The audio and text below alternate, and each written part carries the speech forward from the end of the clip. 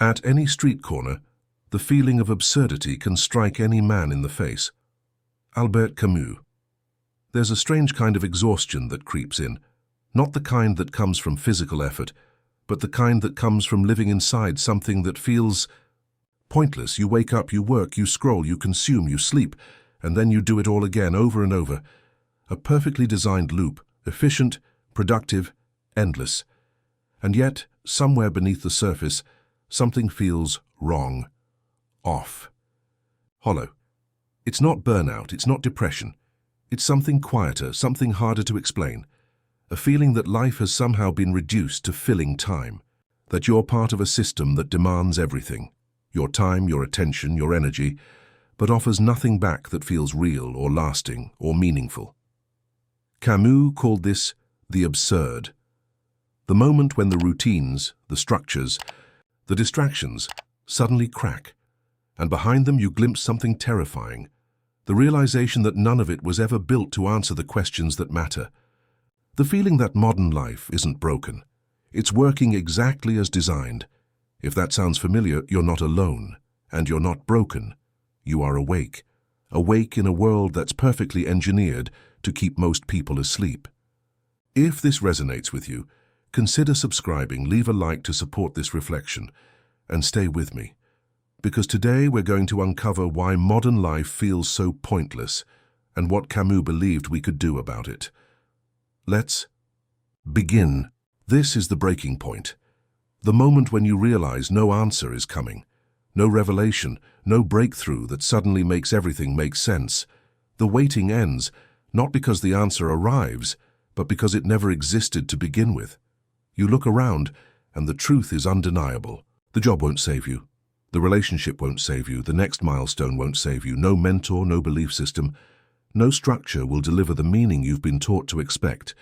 Because meaning isn't out there. This is where most people panic. The silence feels unbearable. A kind of psychological vertigo sets in. The realization that the scaffolding holding your sense of purpose was made of cardboard. The script you were following was never written for a conscious mind. It was written for productivity, for compliance, for survival. And now, there's nothing left between you and the raw, unfiltered machinery of existence. Just you and the void.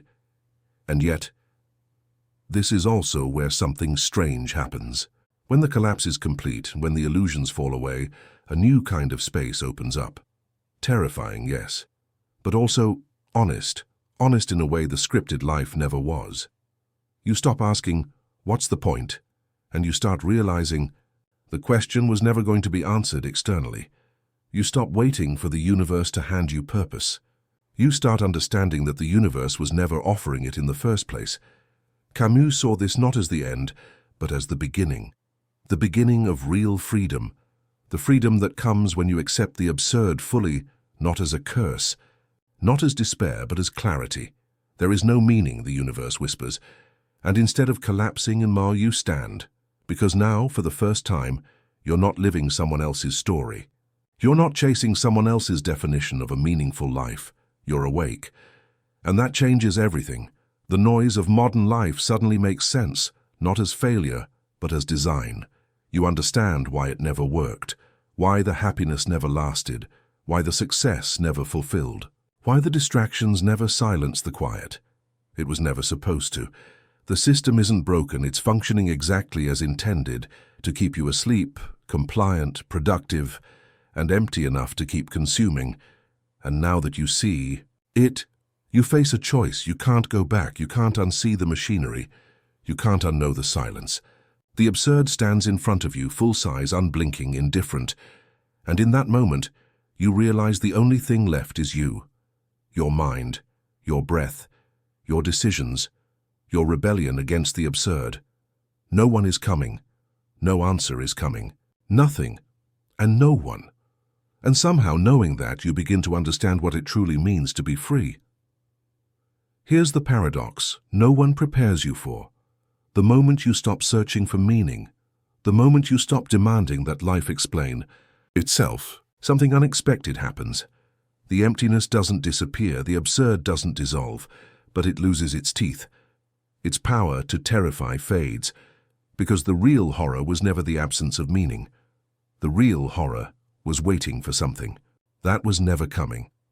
And now that you've stopped waiting, that you realize the only thing left is freedom. Freedom not handed to you, not offered by society, religion, or culture.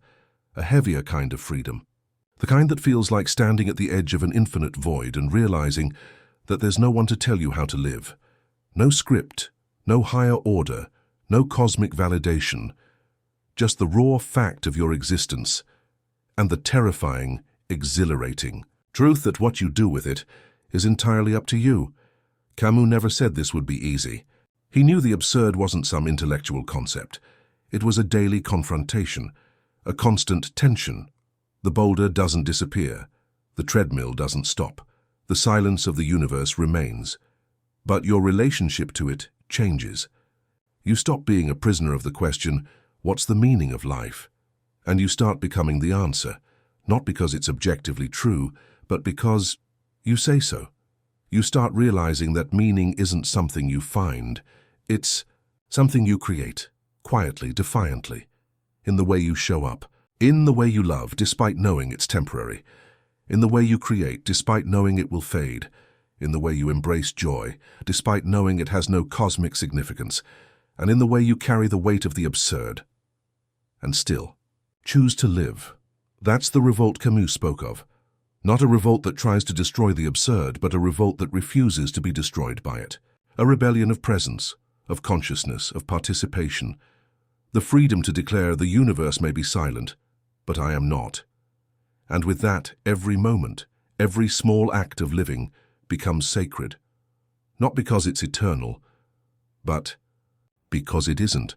So you stop searching, you stop waiting, and instead you become the meaning, the answer, the story. Not because the void disappeared, but because you chose to build something beautiful inside it. This is the victory the absurd never expected. You're fully awake, fully alive, and refusing to disappear. The absurd doesn't disappear. The silence doesn't fade. The machinery of modern life keeps turning, demanding your time, your energy, your attention, offering distractions dressed as meaning, noise dressed as purpose. But once you've seen through it, you can't unsee it. And the question is no longer, why does life feel pointless? The question becomes, now that I know, what will I do? The truth is brutal but liberating. No meaning is coming. No final revelation, no grand purpose waiting in the distance. But that doesn't have to be a curse. It can be a beginning where you stop waiting for life to be something it was never going to be. Where you stop playing a game designed to keep you numb, distracted, and running in circles. Where you finally understand that nothing coming is exactly what sets you free. Camus never promised comfort. He promised clarity. The clarity that comes when you accept the absurd fully, and in that acceptance reclaim the only power that ever mattered. The power to create, to choose, to define. Not for the universe, not for some cosmic scoreboard, but for yourself, for your own breath, for your own brief, magnificent existence. You are not here to solve life. You are here to experience it. Fully awake, fully aware of its fragility, its emptiness, its absurdity, and yet choosing to participate anyway. To create meaning not because it's written in the stars, but because you are alive. And being alive is the only permission you ever needed. This is the quiet rebellion, the sacred defiance, the art of living inside the absurd. Not because you expect life to answer your questions, but because you've learned to stop asking. And in the space where the question dies, life begins, real life, not the scripted one. Not the machine's version, yours. If this spoke to something real inside you, if you felt the quiet weight of the absurd and the freedom hidden within it, then stay. Subscribe. Leave a like to support this reflection and join me here, inside the absurd mind, as we continue exploring how to survive and maybe even live right inside the void. I'll see you in the next one. The modern world is a machine, polished, efficient, relentless. From the moment you open your eyes, it hands you a script. Go to school, get a degree, find a job, work harder, climb, buy, consume, entertain yourself, repeat. Every part of The system is designed to keep you moving forward, producing, consuming, participating. On the surface, it looks like purpose, like progress, but beneath it, and there's something colder, something emptier, the realization that none of it was ever built to answer the most human question. Why am I doing this? Society pretends it has answers: success, achievement, status, comfort, experiences, the endless pursuit of more. But as soon as you get close enough to touch them, they dissolve. The promotion feels good, for a moment. The new relationship feels exciting, until it doesn't. The travel, the shopping, the next milestone, all powerful distractions. Until they aren't. Until the quiet returns. Until you realize the treadmill has no finish line. It was. Never meant to.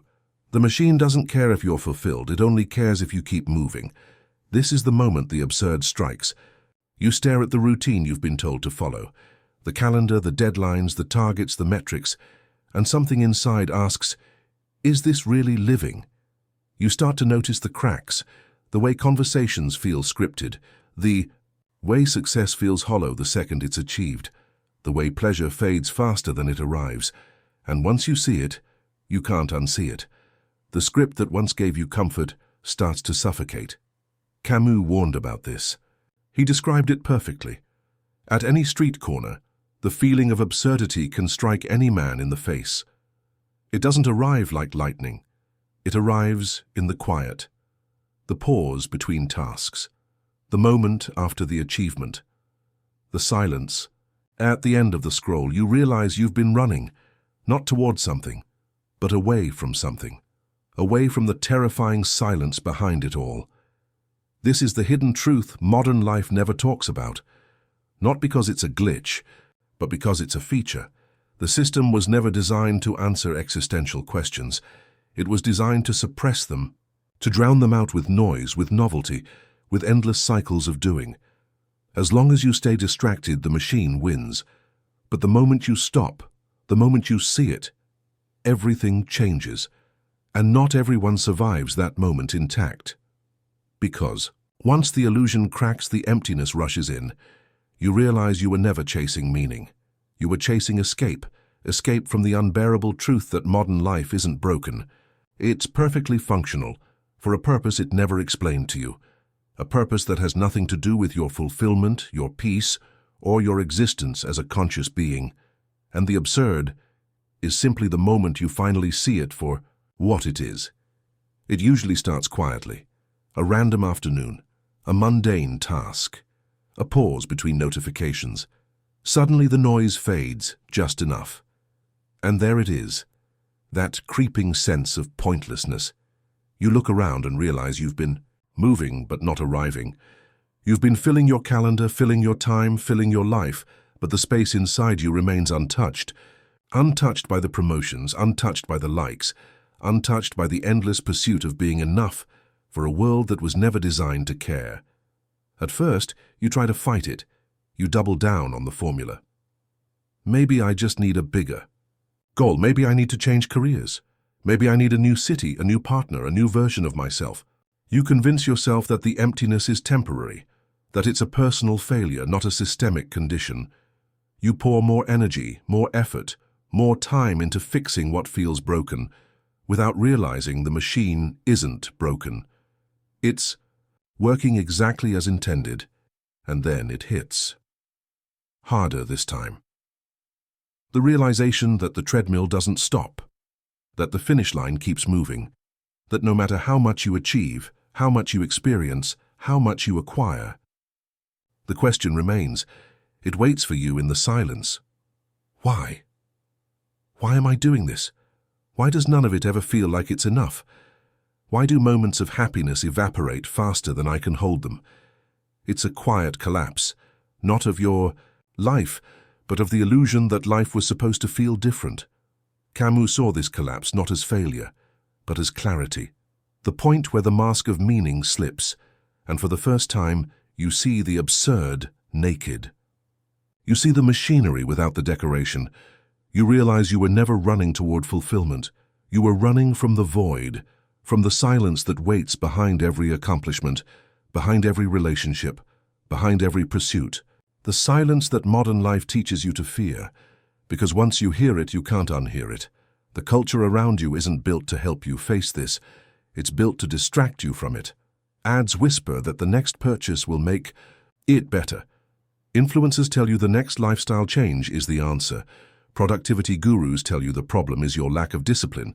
But deep down, part of you already knows the truth. None of it works. Because none of it was ever designed to answer the question your consciousness won't stop asking. And that's where the real break happens. When the realization shifts from something feels wrong with me to something feels wrong with this entire system. The despair doesn't come from the absurd itself. It comes from the realization that no one ever told you this was the deal, that life in the modern machine was always going to feel this way, the moment you woke up, enough to see it. Here's the truth no one teaches you. The feeling of pointlessness isn't a glitch in modern life, it is the design. The absurd isn't some cruel mistake of existence. It's the direct result of being conscious in a world that runs on cycles of consumption, productivity, distraction, and performance, none of which were ever intended to answer the deeper needs of the human soul. The system doesn't malfunction when you feel lost. It functions perfectly, because the system never cared about meaning, only output. Camus wasn't naive about this. He understood that the absurd arises exactly because of this collision, the human need for meaning smashing against a reality that refuses to provide it. You crave purpose, direction, clarity. The world responds with silence, indifference. Empty routines dressed up as progress, hollow promises packaged as success. And when you finally wake up to this, the weight of the absurd presses down like gravity, constant, inescapable, suffocating. The irony is cruel. The more awake you become, the heavier it feels. You start noticing how conversations are scripted, how relationships often function like transactions, how goals quietly mutate into endless loops of what's next. The more you play the game, the more you realize the game has no end, no resolution, no final reward. It just continues. The point was never to arrive. The point was to keep you running, and that realization, that the machine was never meant to satisfy you, cuts deeper than any failure ever could, because it shifts the blame away from yourself. It reframes the narrative. Maybe I was never broken. Maybe the world was never offering what I thought it was. This isn't a personal crisis. It's an existential diagnosis. The absurd isn't something you caused. It's something you inherited the moment you became conscious. This is why most self-help fails. This is why chasing productivity hacks, lifestyle upgrades, financial goals, or even spiritual bypasses eventually collapses. Because these are attempts to soothe the absurd without confronting it, attempts to patch the hole rather than stare directly into it. And while the patch might hold for a week, a month, a year, the void waits, always, quiet, patient, unmoved. Camus never pretended the absurd was something to cure. He wasn't offering a fix. He was offering a mirror, a way to see the machinery for what it really is, a way to finally understand that the pointlessness you feel isn't a failure. It's not a bug. It's the natural, inevitable consequence of being awake inside a world that was never designed to offer meaning in the first place.